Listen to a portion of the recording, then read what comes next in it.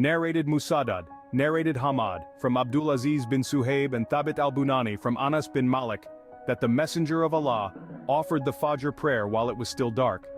Then he mounted his ride and said, Allahu Akbar, Khaybar is destroyed. When we descend upon a people's territory, the mourning of the warners is bad for them. They come out running in the streets saying, Muhammad and his army have come. He said, and the army of Khaybar appeared before them, so the Messenger of Allah fought them and took their women and children as captives. Safiya bint Huyay was among them, and she became the share of Dihya al-Kalbi, and the Messenger of Allah married her and made her mar her freedom.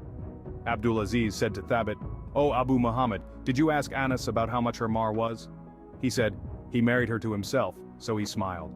The Messenger of Allah performed the Fajr prayer while it was still dark, then he mounted his ride and went to Khaybar. The news of his arrival reached the Jews of Khaybar. When we would descend upon a people's territory, the mourning of the warners would be bad for them. At that time the Jews of Khaybar were running in the street saying that Muhammad and his army have come. The term Qamis in the narration refers to the army. Finally, the Messenger of Allah achieved victory. The fighting men were killed, and the women and children were taken as captives. By coincidence, Safiya, who was part of the tribe of Dihya Kalbi, came in the share of the Messenger of Allah. He married her and set her free. Abdulaziz asked Thabit, O Abu Muhammad, did you ask Anas about the amount of her mar? He replied, she gave herself to him as her mar, so he smiled.